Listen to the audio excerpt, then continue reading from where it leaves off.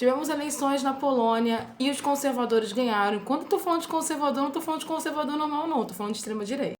Karol Nawrocki, gente, que dificuldade de falar esse nome, essa que é a verdade. Karol Nawrocki, que era o candidato conservador apoiado, nacionalista e apoiado pela extrema-direita polonesa, venceu as eleições por uma margem muito pequena, mais ou menos, se não me engano, 50,17% ou 20% dos votos. Foi uma eleição com muita gente indo às urnas, e aí, primeiro, antes de falar dessa situação específica da Polônia, a gente percebe que esse discurso de polarização, que pega bastante a mídia brasileira, é um discurso flopado. Por quê? Porque essa polarização ela não é uma característica do Brasil, é uma característica do mundo todo. Se a gente olhar todas as eleições, a diferença de margem tem sido muito, muito pequena, porque mostra como as pessoas realmente estão tomando polos literalmente opostos nas discussões políticas. Mas vamos falar aqui da eleição polonesa. No caso da Polônia, ficou muito clara a divisão literal entre apoiadores do Ocidente e não apoiadores do Ocidente, e ganhou, nesse caso, um nacionalista com uma perspectiva eurocética muito mais para dentro do que para fora da Polônia. No caso específico aqui, o candidato que venceu a eleição na Polônia tem uma perspectiva onde a Polônia tem que dar mais atenção aos poloneses e menos a questões internacionais, e também menos atenção aos refugiados. A gente precisa lembrar que a Polônia recebeu uma quantidade enorme de refugiados ucranianos logo no início do conflito. E sim, com a eleição desse novo presidente na Polônia, os refugiados ucranianos estão num processo de risco, sim.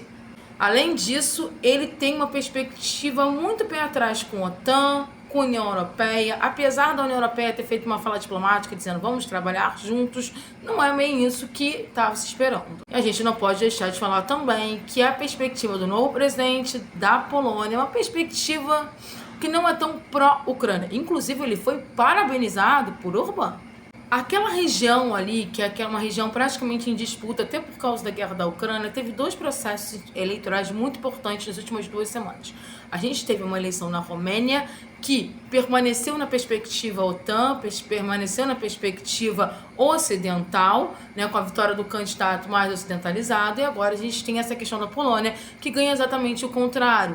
Ganha o candidato mais nacionalista, conservador, e sem um vínculo tão grande com a perspectiva da OTAN, o que, de uma certa forma, muda muito o jogo político na região em relação à guerra Ucrânia e Rússia. E para além disso, nós temos a vitória de uma extrema-direita. Ele não era o candidato principal da extrema-direita, tá, polonesa. O outro candidato principal da extrema-direita polonesa não foi para o segundo turno, mas conseguiu 15% dos votos. E aí, no caso, eles se juntaram e ele conseguiu reverter os votos da extrema-direita para ele. Então, ele é considerado o candidato da extrema-direita com pautas extremamente conservadores e anti-imigração. Agora é observar se o governo dele vai ser voltado mais para essa extrema-direita ou se ele mais usou o grupo político para chegar ao poder. Apesar das posições políticas dele há algum tempo já demonstram sim uma característica extremista à direita, ultranacionalista, anti-ocidental e com sérios questionamentos à OTAN e à União Europeia.